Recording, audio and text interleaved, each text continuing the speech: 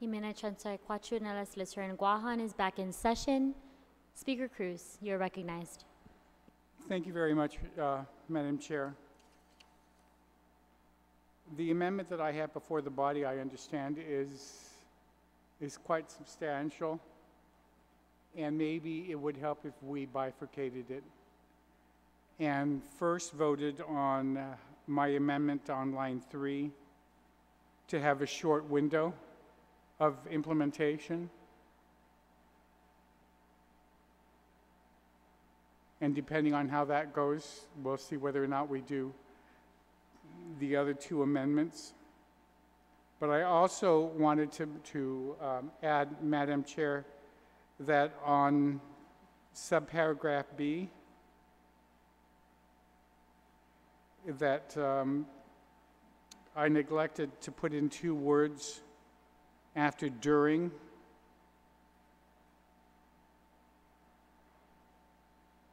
There are 2 words in the bill on page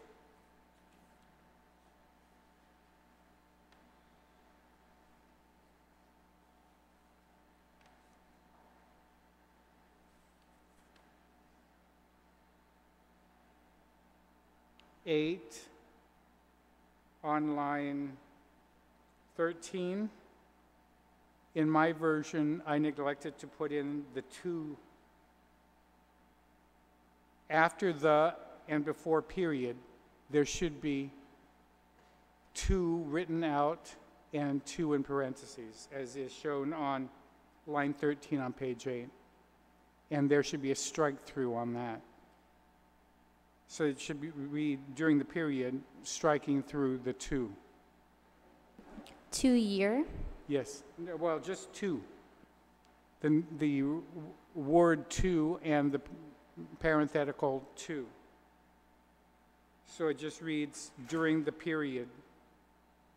Okay, and so those 2 amendments probably should be read to be voted on together, and the amount of the tax increase or decrease, whatever one wants to call it, should be voted on separately. Okay, I'm hoping my colleagues will agree to bifurcating, and let's see how these 2 amendments survive. Thank you. Thank you. On the Cruz amendment to amend Section 3 to read Section 3 effective date of increased BPT rate sunset provision, and then the Section A language is what we'll take first. Would any member like to speak? Senator Morrison. Madam Chair, thank you. If the author could yield, we're basically proposing a 2-month sunset as instead of a 2-year sunset, and I would like to know what would that realize within 2 months? What are we expecting to gain within 2 months to address the stability of this government? Thank you very much for the question, Madam Chairman, and I'm willing to address that issue. I yield to the question. The purpose for this is that if we give a 2-year period in which for any tax increase, whether it's 5 or whether it's 6, if we have a 2-year period for its implementation, then the administration, current administration, will have no incentive within which to act. Every month that it's implemented, there's an additional cash infusion of whatever that tax increase is, whether it's because of a 5 or because of a 6. But what I wanted to do was have the administration understand you don't have the luxury of 2 years to try to work out some of the other suggestions that are being proffered, because otherwise we'll suffer the same fate as our colleagues' cigarette tax stamp and no action after 7 or 8 months, though the rules and regulations were supposed to have been out by 90 days and the implementation completed. So all I want is them to understand that you're going to feel what it's like to not have the implementation in March. And if you don't act during March, April, and May, in June, don't come to us and ask for an additional extension, because if we're not doing anything, and I mean we, the legislature, and the administration, and SES, and OFB, everybody, if we don't all act like there really is a crisis, then there isn't, I guess. But if we all experience a month without the implementation, we'll know what it's going to be like without a month after June. And so hopefully everybody will resolve to work together and act expeditiously and not, as my mother used to say, go to pausa. Thank you, Speaker Cruz. Senator Morrison, does that suffice? Thank you, Madam Chair. I'm still not clear. You know, I know we've been trying to get more additional information from the administration. They've been down there many times with at least on 2 occasions with the SES. We have a committee of the whole, and you know, we've been provided numbers to work with. But Madam Chair, again, we don't have to look too far with regards to some information that was provided within this branch by our own OFB. And what I'm concerned about, what's being proposed here, I'm not sure what we're going to realize in 2 months when according to OFB's estimates, that we would definitely have a $67 million impact. And I'm not sure what's going to trigger. Well, based on what this language is saying, is that it reverts immediately back to the 4% rollback, and I'm really concerned that, you know, we're not even going to scratch the impact here. 2 months, I think it's going to take some time to. If we're looking at April now to September, there's definitely, because based on the OFB's report, they were talking since February to September. We are already in March. So the bleeding has already occurred. And I think the speaker has already shared that there is clearly evidence of that, and also provided by the fiscal team. So I'm just concerned with primarily this word here, shall, and what triggers this all. I mean, if they come back with these items that they'll address during this 2-month sunset, how do we determine if there is progress or there's no progress, and how do we stop this with this language in here that basically says it would revert back automatically? I don't know what the numbers are within 2 months. What we'll realize, maybe we have to go back to the table. What will be realized from that's actually addressing, our whole goal here, Madam Chair, is to address the stability of this government. And I'm just concerned with OFB's report, and they've done a really great job with the analysis here. This is the information I think we should also look at too, because we're relying so heavily on the support of the fiscal team, but you know, we have information in-house, and I'm just looking at all this information here, and I'm just concerned that this definitely is not going to address what our whole intent here is, to stabilize this government. We have clear information here from our OFB. I thank them for the work they've done, and you know, it basically provides some key information here that I'm concerned that this 1%, even rolling it back to 1%, now moving it up to moving it back to April 1st, and this report talks about the impacts from February 1st, or from February to September, and now doing a 2-month sunset is very concerning, Madam Chair. Thank you very much, Madam Chair. Madam Chair, there is nothing this legislature can do that will, in one fell swoop, take care of $67 million shortfall. Nothing. A 10% additional surcharge will only raise $35 million. A 10% gross receipts tax might be able to make the $67 million in one month. What I am trying to do with this amendment is to address what the good senator from Pneumatic, he didn't move his amendment, but he circulated it, where he was, "A legislature and the executive branch through the special economic service shall no later than 45 calendar days following enactment and implementation of the act report to the legislature summary of its preliminary recommendations." I'm just saying I don't want preliminary recommendations in 45 days. We've enacted legislation that said 90 days was the tax stamp was supposed to be done. It's 7 months and it's still not done.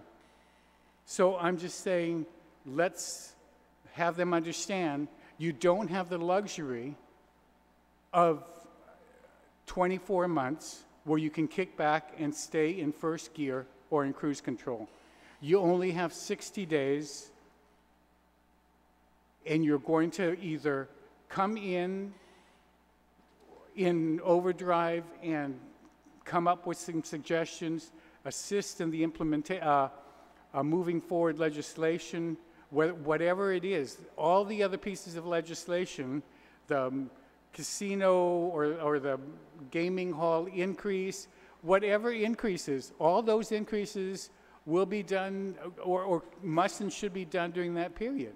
But if we don't do anything and we just say, report back after 45 days, there's no teeth to that. I want this to have teeth and have them understand that they either work with us during the month of March, April, and May, or if they don't, then in June it's back to 4%. From either 5 or 6, whatever the number that we finally vote on in this body, and we're going to have to face it together. But the thing is that I want something to be done immediately to get everybody to act. Otherwise, it's just same that we've suffered over the last several years. Senator Morrison? Thank you, Madam Chair. I agree. I would like to see some items come down immediately so that we can address them within the sunset provision. But we were all in agreement, at least in the SES, the auditor there, the economists, and many of the folks that were there. I think that the discussion we had and the language we talked about was 2 years. There was an amendment to try to reduce it to 1, but 2 months. I'm just very concerned. Now, the speaker alluded to if or if they don't. So, but the language here says shall.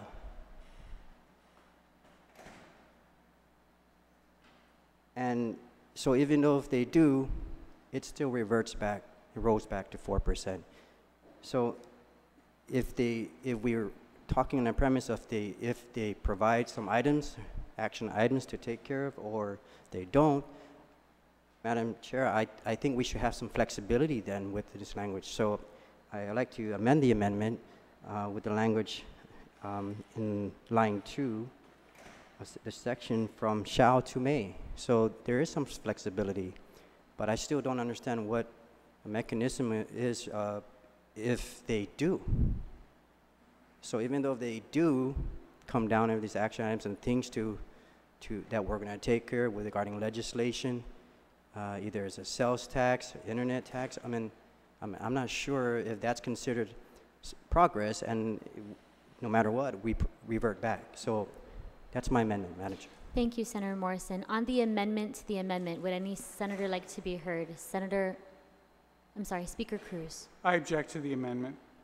It should There's remain been shall. been an objection to the amendment. Would any other member like to be heard? If not, we'll take a vote. So all in favor of the amendment to the amendment, changing shall to may on line 2? All in favor?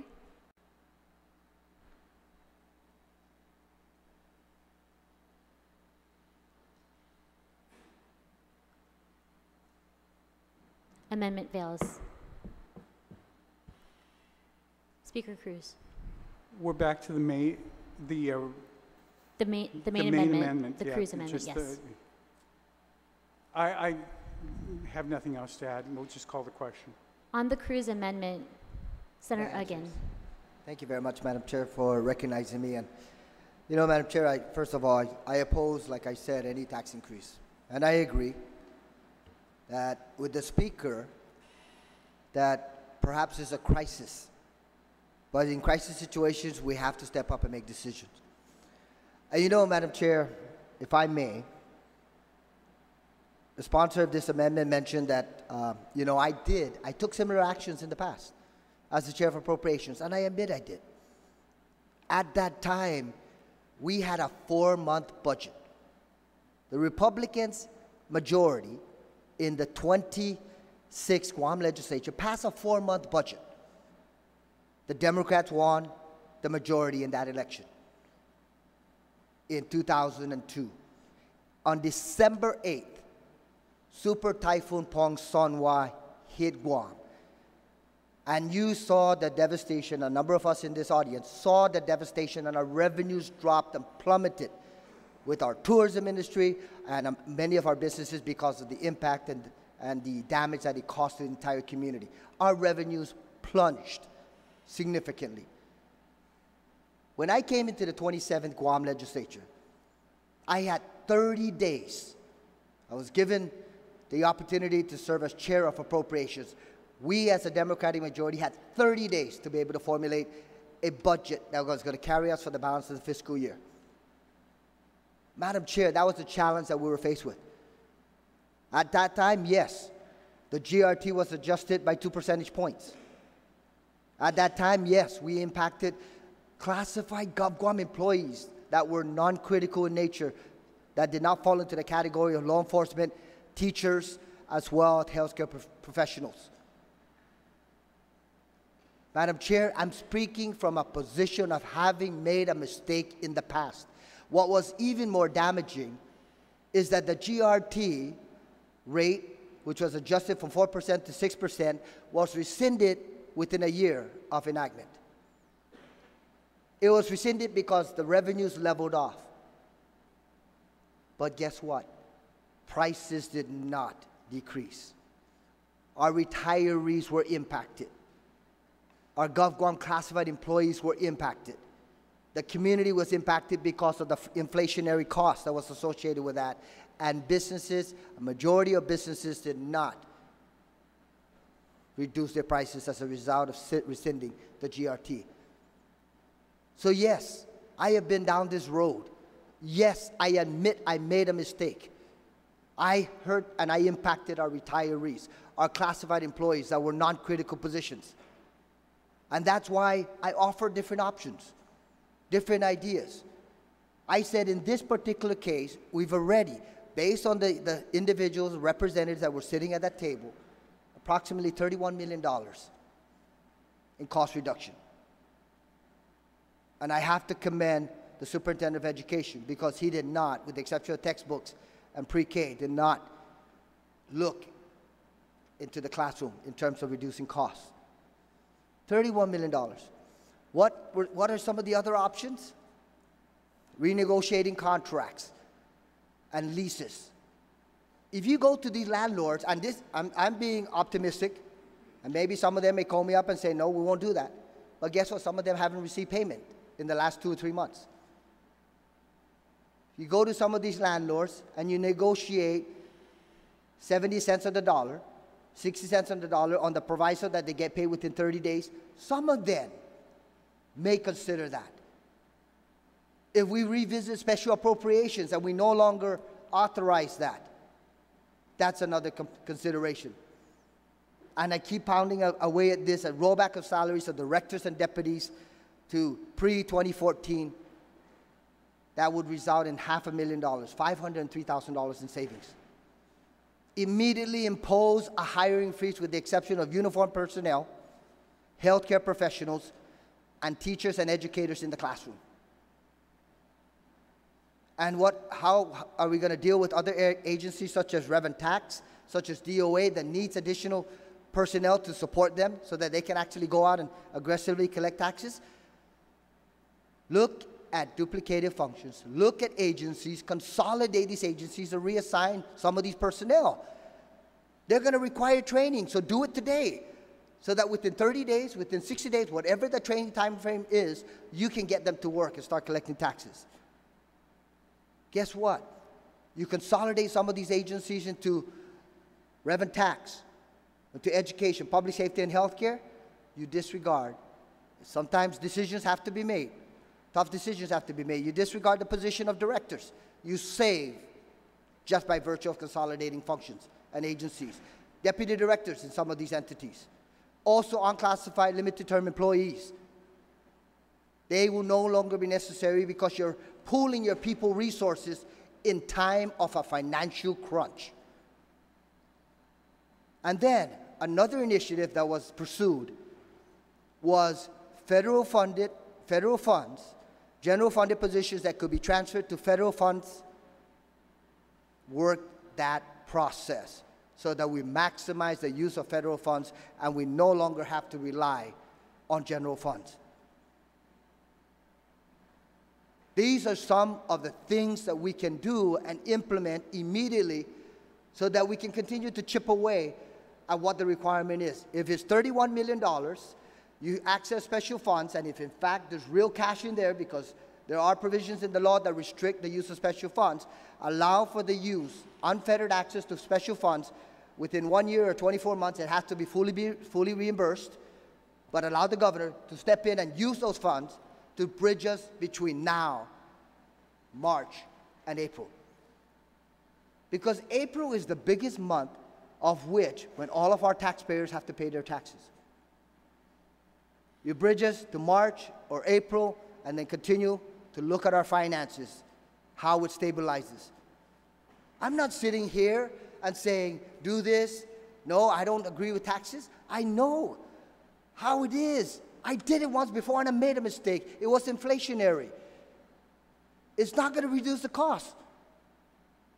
And who's going to bear the burden? Our everyday people out there.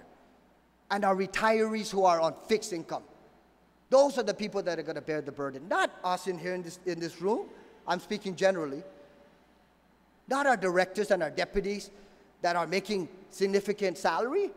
They can come in here and make those decisions and say, this is what we need to do. We need to impose the tax burden on the everyday people and on our retirees. But they forget that the same token, our retirees may no longer have that $10, as the example that was given, may no longer have that additional money to go and purchase medicine or to go to the clinic.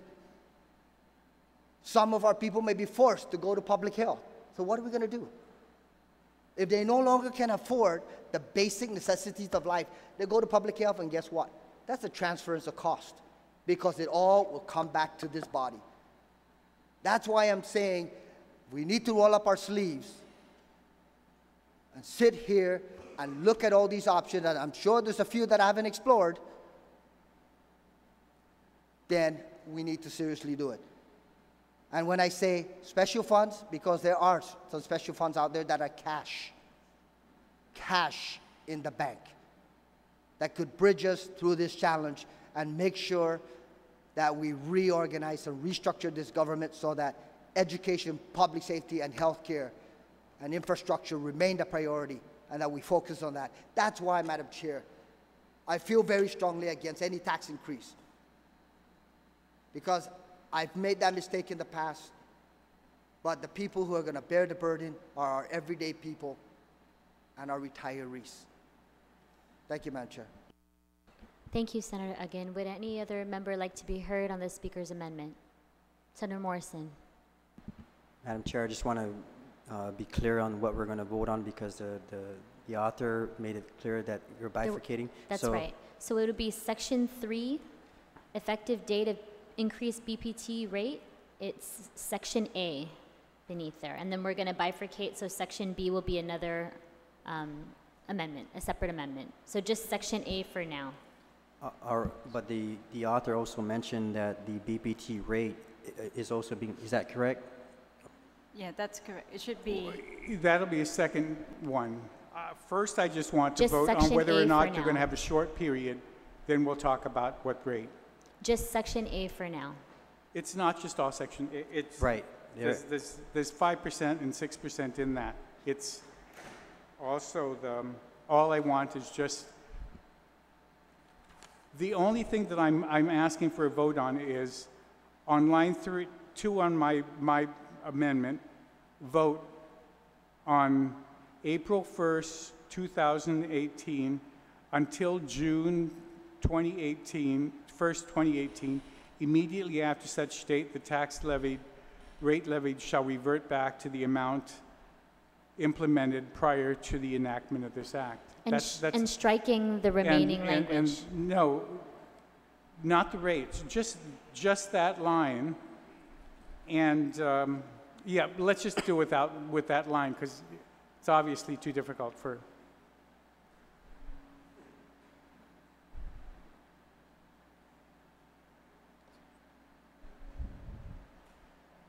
So just that line. On the proposed amendment, would any other member like to be heard? On the Cruz amendment? Call the question. On the Cruz amendment to amend Section 3? Senator Morrison, was there a, Madam Chair, make sure when we're saying Section 3, I just want to make sure again, okay, because, normally we have this all the cleared up in writing. effective but- dates, Yes, Senator? April 1st, 2018, following the enactment of this act by Mega Lahin Guahan, and shall remain in effect until June 1st, 2018. Okay, thank you. Any objection? There's been an objection. All in favor?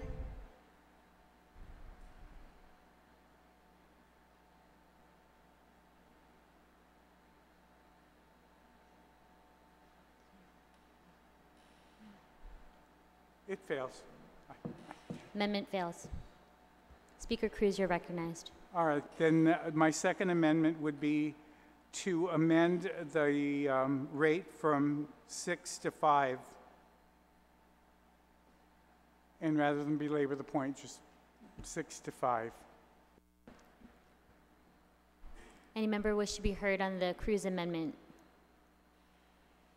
Senator Morrison. Madam Chair, if the author could yield to a question. Please state your question. With the measure in place right now, should this take effect, the 2% BPT that's in this measure, it basically spells out in Section 3 that 0.75 will go to the hospital, 0.25 will be going to DOE, and 1% will be going to the general fund operations, general fund. Madam Chair, I my- bifurcated it, and so all I'm trying to get to is just the 5 to the 6%. If Senator Morrison, correct. it's my understanding, Senator Morrison, it's my understanding that the change will be from 6 to Yes. 5%, both on Section A and Section B, and the additional language with Yes. regard to the decrease and That's correct. reverted 4.75% to be, or 75% shall continue to be allocated to the Guam Memorial Hospital. All that language is stricken in the amendment that was passed out to everybody. and it already failed, so the only thing that's left Is the is the changing from 6 from to 5. 6% to 5%, and that's what we're discussing. Madam Chair, thank you for clarifying that. I'm just concerned that we are now basically, we haven't really mentioned too much here about why we were working towards at 2%, why we were trying to package this all in. Almost a year back, the administration of the hospital, I'm not sure if they met with each of you, but I know they met with me a while back prior to the introduction of the GMH proposal by the governor. I'm certainly concerned that this rollback from 6 to 5% definitely leaves the hospital out of any support. I understand the 1% will support, provide some stability, but at the same time, it's hard to say that in the same breath, that knowing the hospital is struggling. And prior to even the Trump tax cut, we all know that this was the biggest proposal before us. I'm just concerned, Madam Chair, that rolling back to 5% leaves the hospital clearly out of any support from this body. I do not want to go to, I see more doctors and nurses down here than I've seen at the hospital.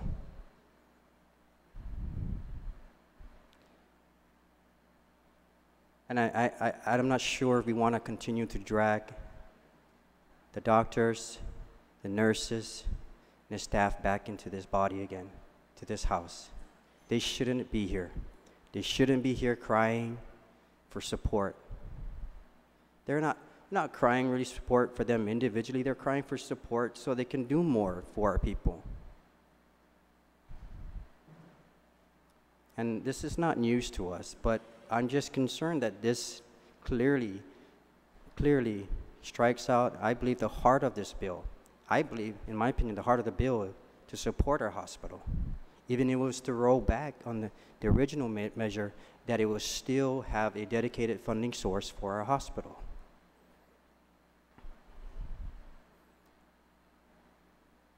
Are we going to walk out of this after this vote knowing full well that there's potential to drag back these doctors and these nurses to this body, to this house again?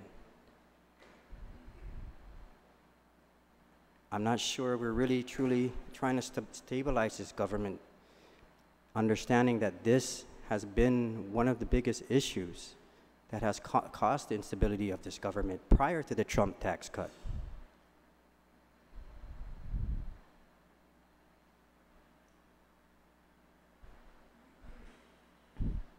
So, Madam Speaker, or Madam Chair, I hope that this body, that we don't walk out of here knowing we didn't do everything we can with this measure to support the hospital.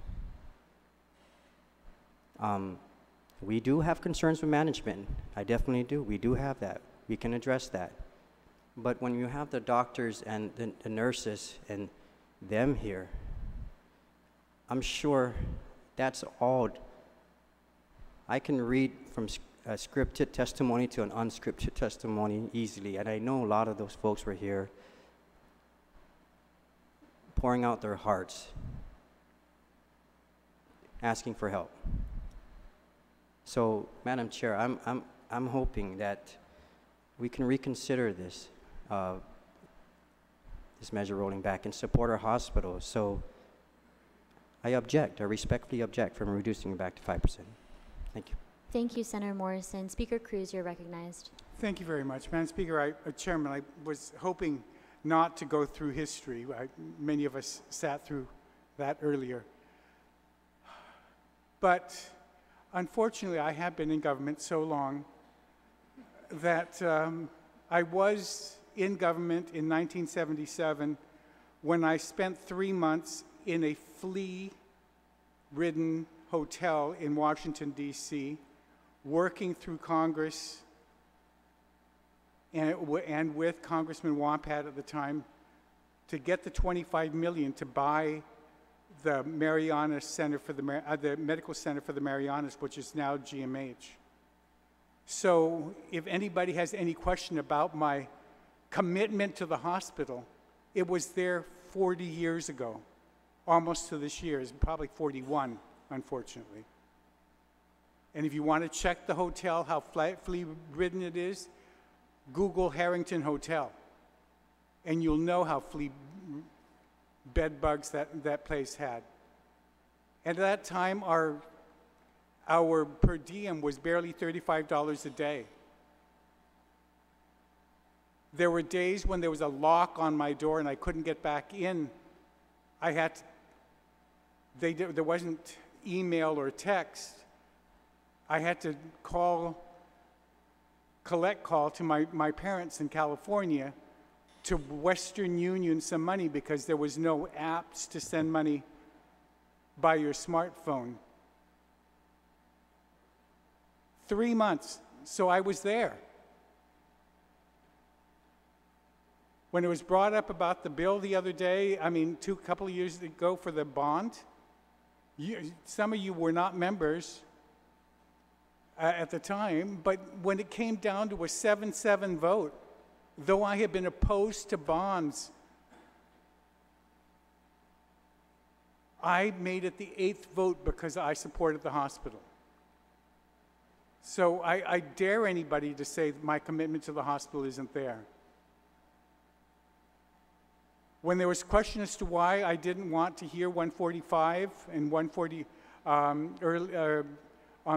because I didn't want a bond that wasn't going to go to the electorate. I asked the governor if he was willing to put in a provision and support a provision that it was going to go to the elected by referendum. I would hear it immediately. I couldn't get a commitment. And I did not want to make the same mistake I made when I introduced a piece of legislation with a member of this body for the increase in the liquid fuels tax, which had a referendum issue. I heard it, reported it out, and then on the floor, the referendum issue was taken out, and a notwithstanding provision was put in. That's the reason why those earlier bills were not heard. I did not go away for the holidays because I was here with members of the governor's administration and the chairman of health to write what was in 230. I have been trying my best to try to help the hospital. I heard Bill 230. You and I and all the members here suffered 10 hours of hearings on 230. There was no support for 230. So that's why both the governor and I came up, and as much as I'm opposed to tax increase, I was willing to do 1%, at least meet the business community halfway. I tried to put a provision where we would have the government and its employees suffer a little, and I got vilified. So 244 I've taken off the table. But I still think, as the governor said, try to find something that we can all agree on. And if we can agree on 5,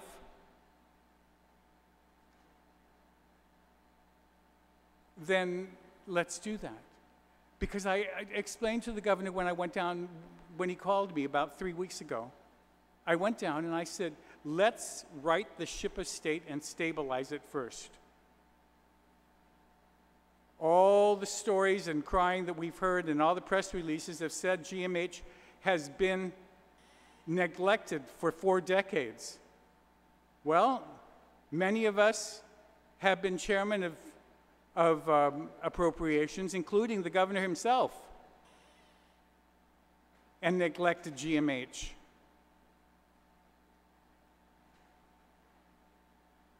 So I'm not the only appropriations chair that has neglected GMH and as the hearse said, killed people. But I wanted to right-size government, save the main part of the government, and do what we've been doing for the last 4 decades. Help GMH make its payroll, but in the meantime, in the month of March, deal with the chairman of Health's amendments to 230, where he wants to have gaming increase, or whatever other increases that you can come out of 230, then hear those, or whatever other bills there are. We can find something for GMH. Increase the sin tax, have a sugar tax, and direct it to the hospital. But right now, all I'm concerned about is trying to stabilize the mainship estate. And I'm trying to find some kind of compromise where we can get 8. But if there isn't going to be any compromise, I don't know. Then maybe we can just go to the vote that many of you have been insisting on. But I'm trying to meet the governor halfway. I have other amendments just to show that I'm trying to amend it and not just going up or down.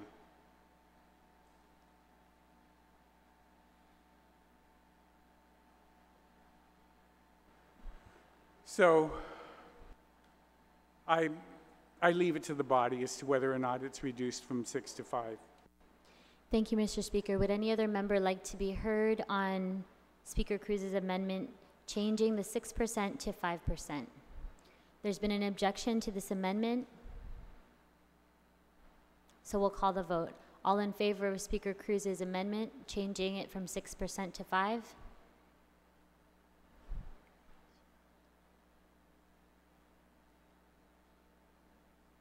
Amendment fails.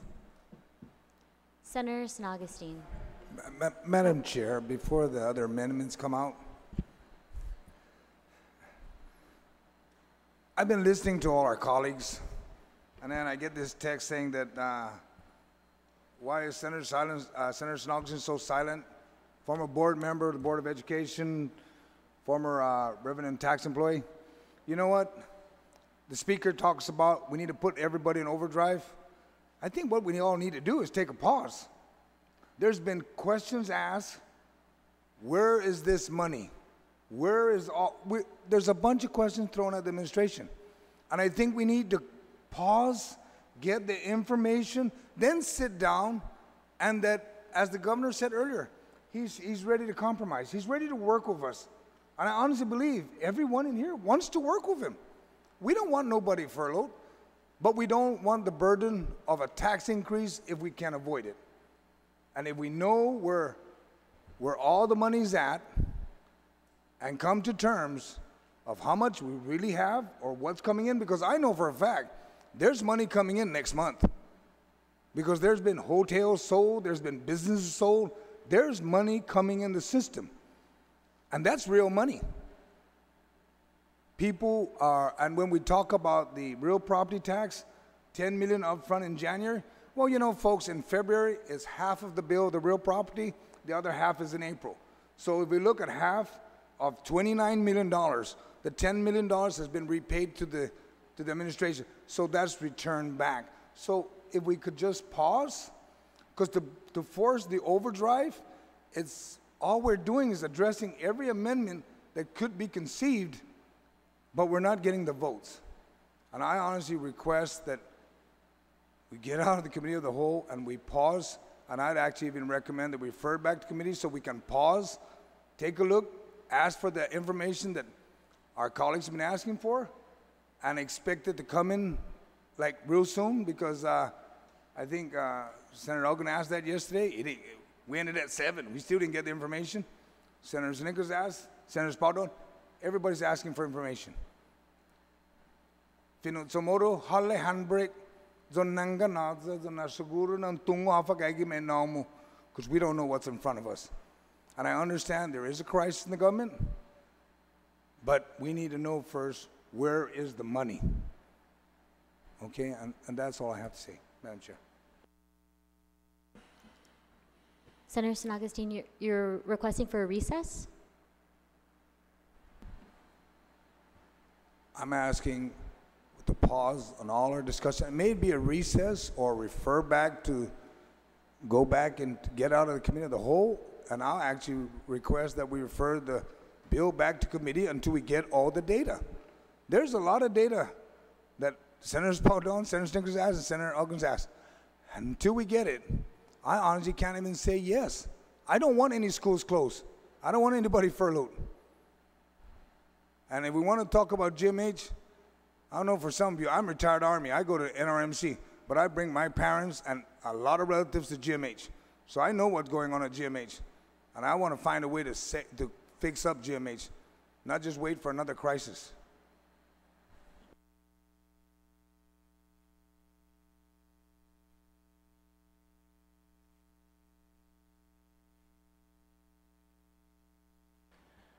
Madam Chair, at this time, I request just for a few minutes recess based upon... We'll pause for a brief recess. Thank you.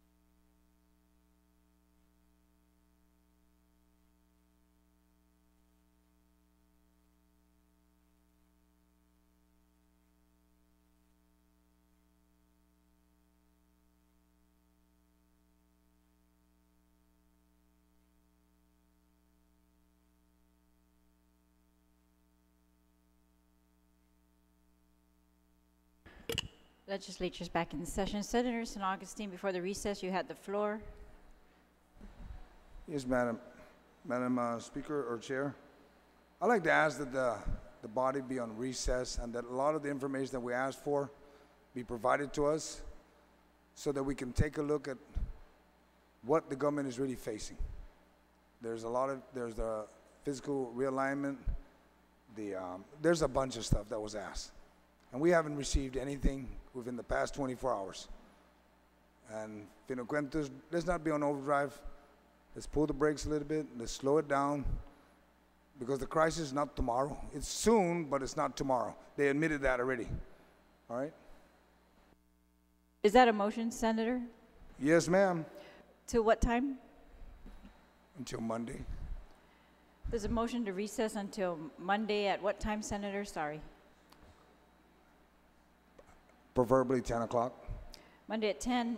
Is there any objection, Senator Ada? Yeah, I support the idea of going to a recess, provided that we identify what information sets we are looking for to help us in our decision-making process. I'm not sure that Monday really gives them enough time. Sure, they can come in and work Saturday and Sunday, but I think we probably need to be a little bit more reasonable. Maybe, Wednesday to have that information and to provide the information to us as they receive it, but to plan on coming in by Wednesday so that we can continue to shape 245, Bill 245 as it is. And if in fact then they don't show that good faith, and by Wednesday we don't get the information that we are asking for, then fine. Let's call the question on the bill and move on from there. So I would like to amend the motion that we recess until Wednesday. 9? All right, so there's an amendment, a motion to amend to that the motion to recess to make it Wednesday at 9 a.m. Any objection to the amendment to the amendment? To the Wednesday at 9, Senator San Nicolas. I'm sorry, Madam Chair, did you recognize me? Okay. Senator San Nicolas. Thank you, Madam Chair.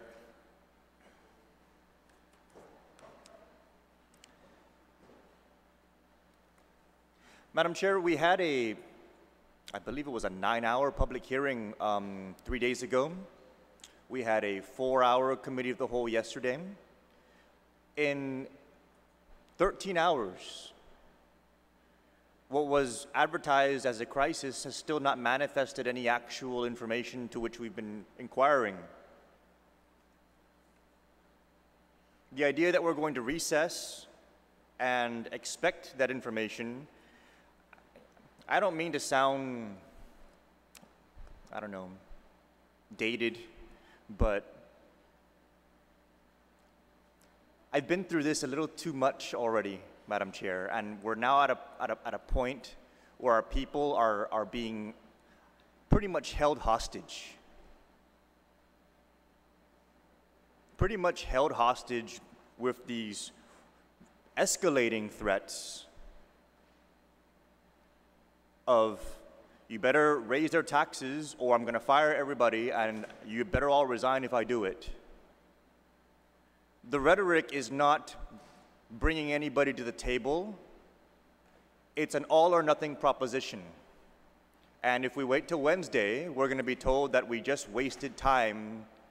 And now look at what you did. It's going into March. And if we just did this March 1st, we would have had 10 million more. And now we don't have it. And look at you, senators. Shame on you, senators. Sadly, that's just how this environment has been for years, Madam Chair. And quite frankly, I'm done with it. And I am not going to entertain the idea that somehow that pattern of behavior is going to change if we wait till Wednesday. The governor himself was just in here. I can't imagine anything changing between now and Wednesday. I'm of the mind that we should just vote this bill down and demand not anybody's resignation, but rather that they follow the law. follow the law and come back and present your fiscal realignment plan. The law very clearly says that when you're short, you come back and you present how you're going to make the adjustments necessary for us to address the shortfall. That law has not been followed in the midst of all this crisis talk. Instead, we're being presented with a bill to raise taxes on our people or resign.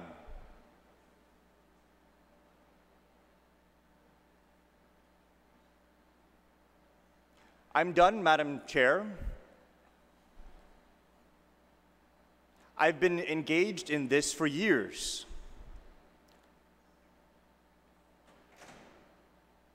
People telling me I don't know accounting, people telling me I don't know what I'm talking about.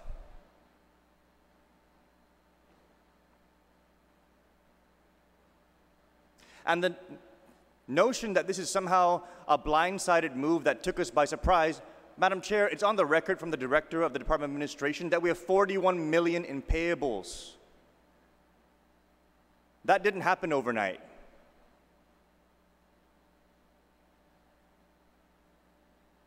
The government's been broke for a long time already. And instead of making the difficult choices to make sure that we're not going to be caught off guard, we've been kiting it along. And unfortunately now that these tax reforms are upon us, you just can't push it out 9 more months to get through the fiscal year. But that doesn't mean we should keep pushing it out and not expect the administration to present the fiscal realignment plan. And there was nothing in the conversation from the governor today that indicated that he had any interest in doing so. And if we recess and come back on Monday or come back on Wednesday, we're going to hear what we've been hearing too much of already. Save the hospitals, save the jobs, crisis. You don't do this, we're going to do all these things and you better resign. Enough of that already. Just follow the law and present the information. And Bill 245 should not be allowed to continue lingering out there, becoming an inflection point of people saying, you better save my job, you better raise those taxes and save my job, because it's not that black and white.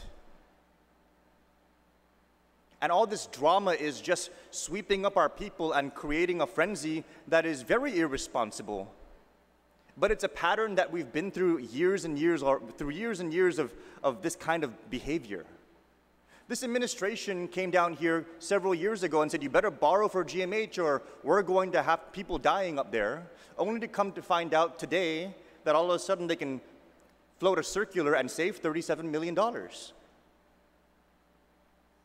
They did this to us back then, they've done it to us year in and year out, and enough is enough. Madam Chair, we have a $67 million shortfall that they're talking about. BBMR in their circular is saying that they can save $15 million, with an additional $22 million in cuts on top of that, neither of which, by the way, is in this bill. But assuming that does happen, and it probably should be part of a new bill, that brings us down to what they're saying is a $30 million shortfall. If you add back $8 million in compact impact, $10 million in tobacco taxes through tax stamps, $3 million in proper taxes being assessed on the B&Bs, all of a sudden that shortfall will drop down to $9 million. If we cancel just one municipal lease for the admin building up at DOE, not a school, an admin building, all of a sudden the shortfall comes down to $1 million. And if we factor in the economic activity as a result of those Trump tax cuts that was brought up by one of our colleagues, all of a sudden we may not have a shortfall at all.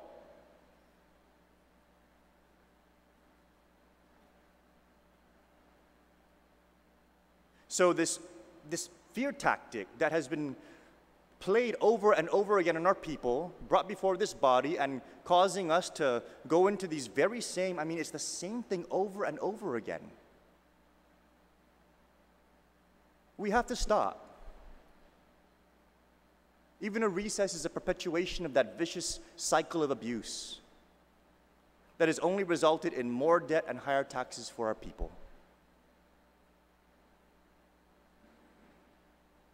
There are things that we can do, and I'm of the mind that we should vote down this bill and very clearly expect the administration to come back with their fiscal realignment plan as the law requires, make it very, very clear where we're going to cut and how it's going to impact services, engage in that necessary dialogue with respect to that fiscal realignment plan so that we can say, well, what about compact impact, Governor? Because he still hasn't even put that on the table.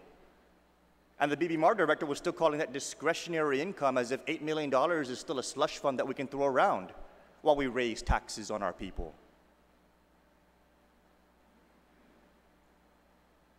This all or nothing attitude and this all or nothing proposition that is Bill 245 is the same type of leadership, quote unquote, that we've been dragging our people through for these last several years, and now it's come to this point. Let's not do it again.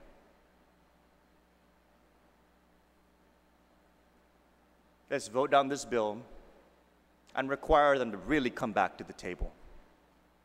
Because a GRT increase isn't the only option out there. Several of my colleagues have presented others. And this fiscal circular that they've transmitted is neither permanent nor transparent. And as a co-equal branch of government, it is our duty to say, no, we're not going to do this. Come back with what the law requires, and let's figure out what we're going to do from there. So it's on that basis, Madam Chair, that I object to the recess. I'm hoping that my colleagues can consider actually withdrawing it, and I'm hoping that we can entertain a motion to rise and vote down Bill 245 and expect the administration to very clearly come back with realistic solutions that are not going to hurt our people. Thank you, Madam Chair. Thank you. Speaker Cruz, on the amendment to the amendment. On the amendment to the motion to recess. Sorry.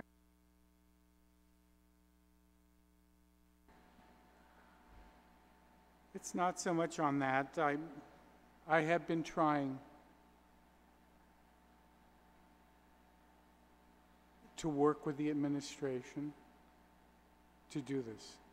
As I stated, I've been trying to work with the administration to address this issue. Since last summer, I explained what I needed to be able to have those bills heard. I stayed over the Thanksgiving and the Christmas holidays, working on what finally became 230. After a call to the governor's office, I introduced a tax increase myself. I'm trying to meet the business community halfway with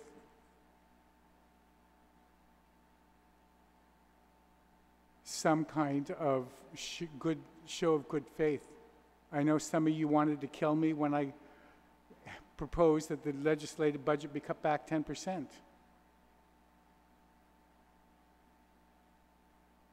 But I was willing to put my name to it because I wanted to lead by example and to show that I was wanting to help.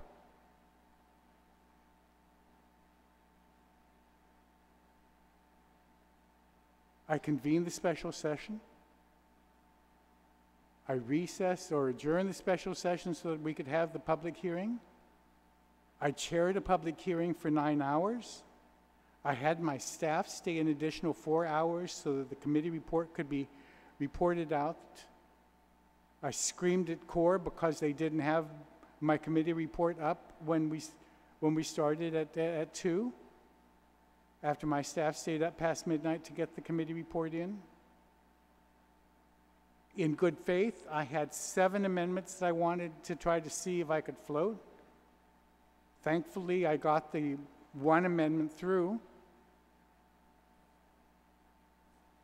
And my efforts are met with a news release that just came out entitled Speaker Cruz's Amendment Issues Death Warrant to GMH. Cruz acknowledged the GMH problems were there when he started public service in 1977, yet he continues to move decisions that remove funding from GMH. Despite this being his last year in office, the Speaker's commitment to Guam's only public hospital is not there. I have nothing more to add, Madam Speaker. We could vote now, vote Monday, vote Tuesday. I'm not going to be making any further amendments. I have tried.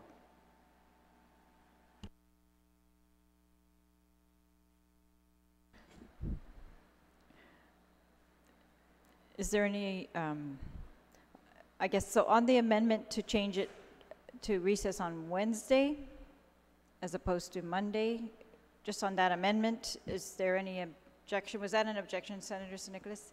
So on Madam that Chair, Senator Chair, San before you Nicolas? vote, Senator again, Morrison? I called the committee of the whole. I called for the committee of the whole, and there was objections to that because a lot of my colleagues felt they had the information, or they felt there probably was no new information. But if we're not going to recess, I'm hopeful because we're still in the committee of the whole. And as stated yesterday by the chair, they will be here for any more answers. If we have to be here to midnight and hammer it out, let's do that. But yes, I agree with the previous speaker. Maybe we shouldn't recess, but let's still hammer this out. People expect us to work on this. I think it's very, very important. I appreciate the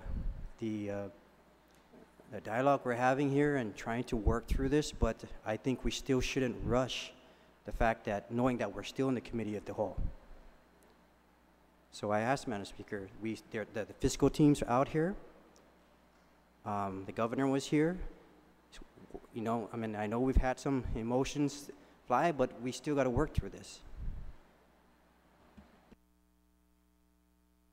Senator Atta. Yes, Madam Chair.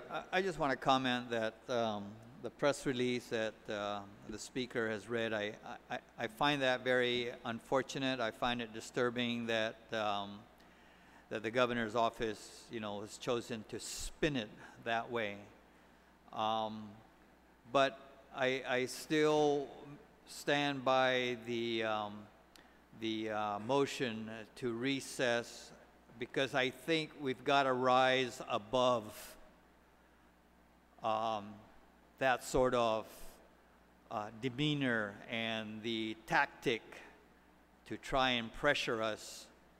I think we got bigger things ahead of us, and so we've got to rise above that. And I still contend that we've got to keep whatever it is we're discussing alive, give them that opportunity to come back with the information. I know that the Speaker has indicated that he's been trying to work with them for months.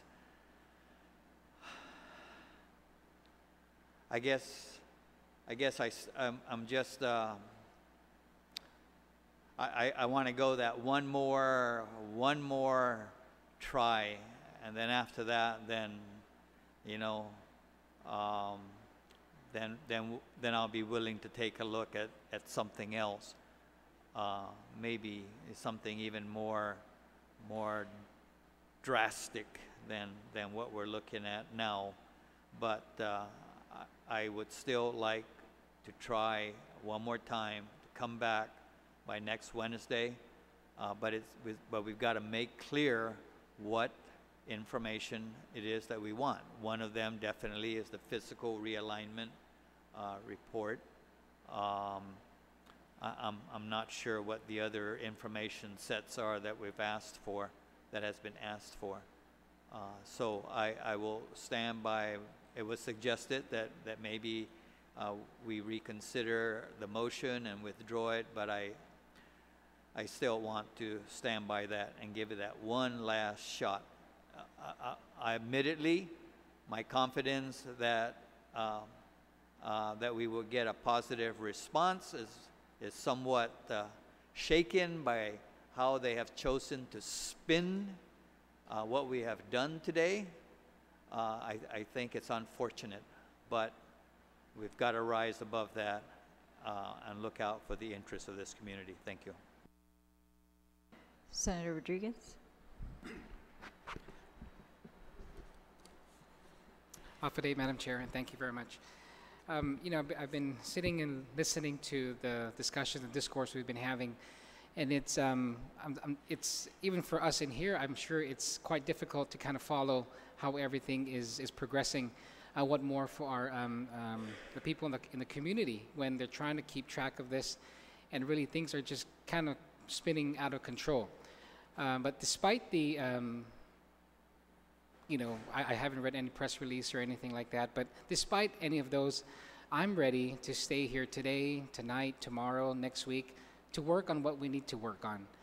But for me, we're putting two things together, and that's why when last week or a few weeks ago, when the governor introduced the bill that we have been working on together with Speaker Cruz, I was very happy that we had a public hearing on it.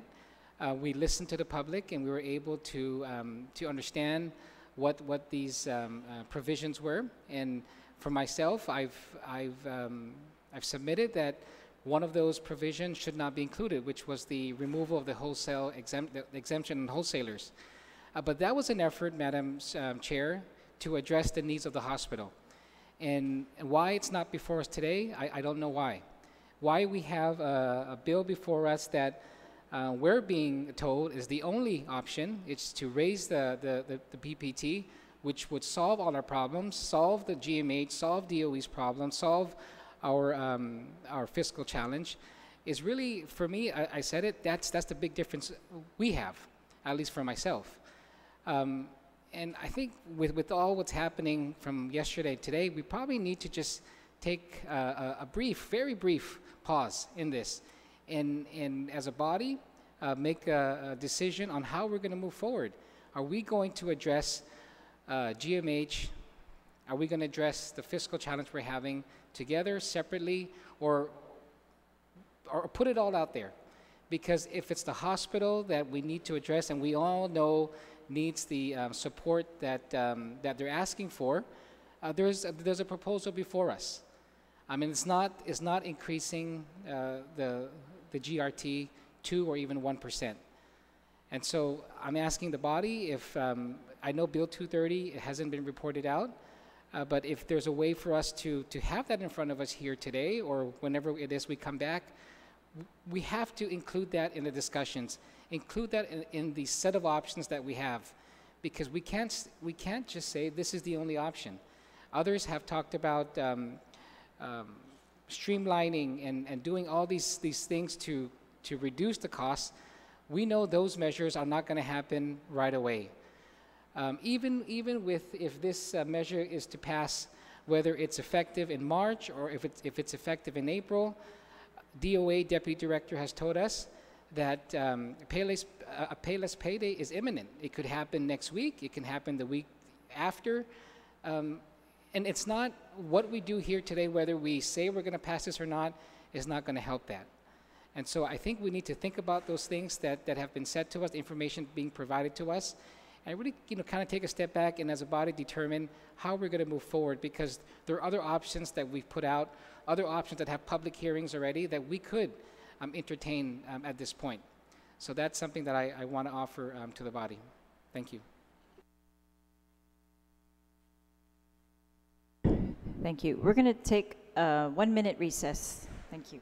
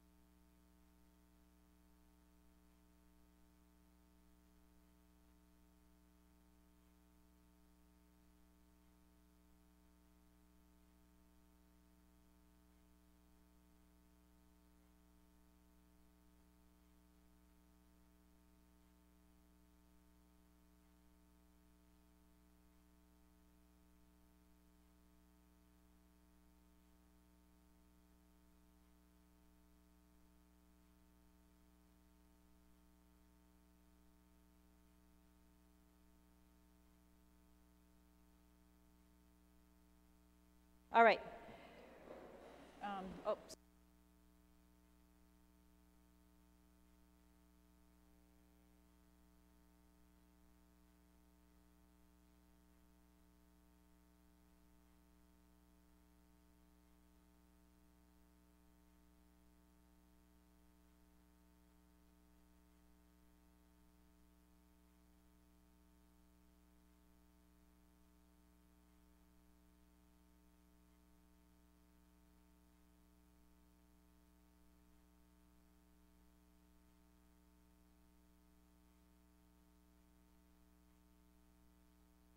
all right. We're back in session. Thank you very much for your patience during that recess. All right, we're back on we had a motion to recess until Monday at 9. And then there was a motion to amend that to recess on Wednesday instead. So on the motion to recess on Wednesday, if this fails, we're going to vote on the motion to recess until Monday. So Wednesday? Madam Chair, I'm going to go ahead and withdraw my motion All right. to recess till Wednesday. Maybe the mover of the the original motion may want to amend his till. All right. So Senator Ada withdrew his amendment. So Senator San Augustine, it's your original motion. I'd like to amend my motion to move it to Wednesday until 9. Oh. That's- What? Oh, then we stay on Monday 9 o'clock. All right. There's been a request for Monday at 2 o'clock. 2 p.m. A recess. Is there any objection? Oh, Senator No Morrison. objection, Madam Chair. I just want to make sure, again, as a previous speaker mentioned, that we have specific questions. And I know one of the big items that we discussed, and which is outlined in the governor's letter, was the fiscal realignment plan, reorganization, the exemptions. These are items that I know, but if these are the questions that we need more detailed information on, is it possible that this letter be, unless there's any additional questions here that want to be added to this list, that the administration or the fiscal team could come back with specific answers to your concerns or your questions? Because we're going to come back here at 2 o'clock, but I think it's only fair that we really give them the list of questions. Again, there are some here that are outlined that were brought up already, but if there's any additions to this, I think we should make it very clear at this time. Madam Chair, during Senator San Augustine. throughout this event we've been going through, I would have hoped the directors were taking notes because they were very specific for each one of them. And that's what each one of us were expecting them to do. We asked them a question. They said they're going to get the information to us. They didn't get it timely. So as far as if my colleagues asking us to pull up all our notes, we may not even get to the recess because we're busy finding our notes. Thank you. Madam Chair, we had some very good conversation out there with the fiscal team and with the governor, and they agreed to 2 o'clock. At least with one of the big items that we've been talking about and asking for detailed information on was the fiscal realignment plan. Now, I'm not sure if there's anything else. I know that was something that that many of us here were in search of. So, unless there's any additional, so that we can be very specific. I know we have a lot of questions other than this, but if we're going to come back at 2 o'clock on Monday, let's make sure we know and give them time to prepare for.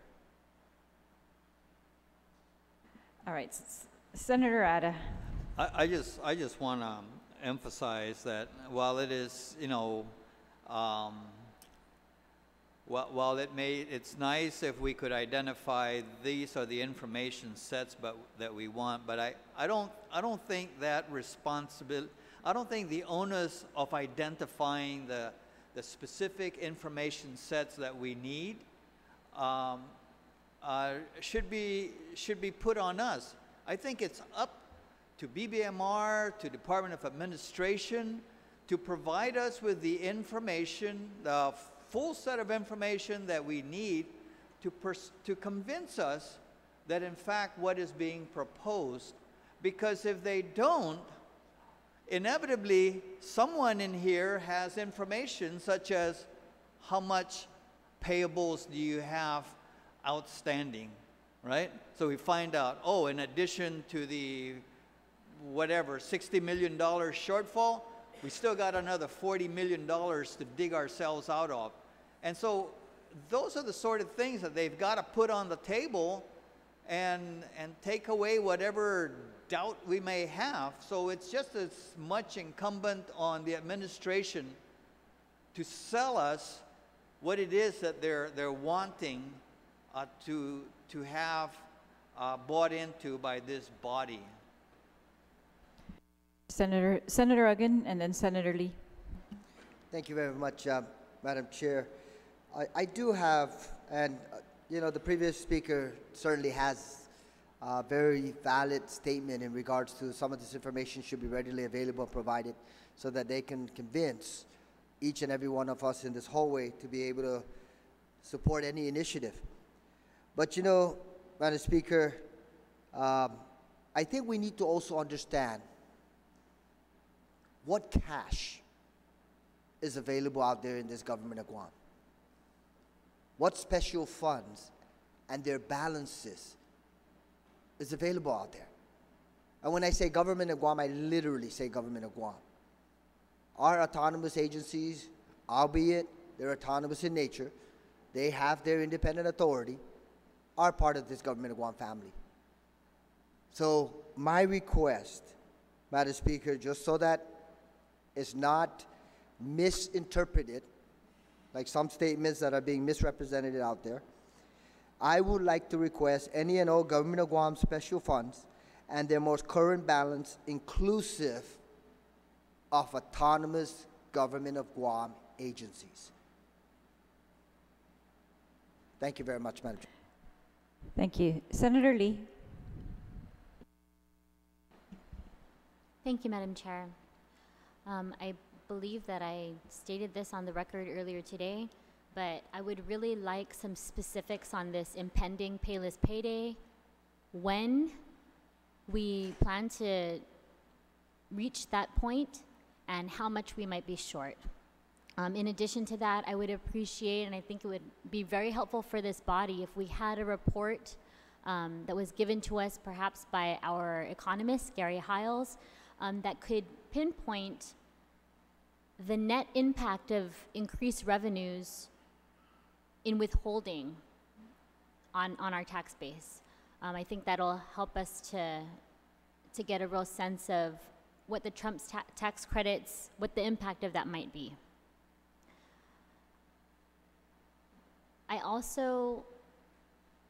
I mean, there are a number of things that we can ask for, and I'm in agreement with one of the retiring speakers who said that it really is incumbent upon the administration to come here and give us as much information as they possibly can, share with us that information, and get our buy-in. Help us to get to the point that they are. They really believe that this needs to be passed today, right this second. And they really need to convince us. And the best way to do that is by sharing that information, sharing that data. And we just don't have that. We don't have the answers to a lot of the questions that we're asking, Madam Speaker. Thank you. Thank you. So on the motion to recess until Monday at 2 p.m., is there any objection? There's an objection, so all in favor, please raise your hand.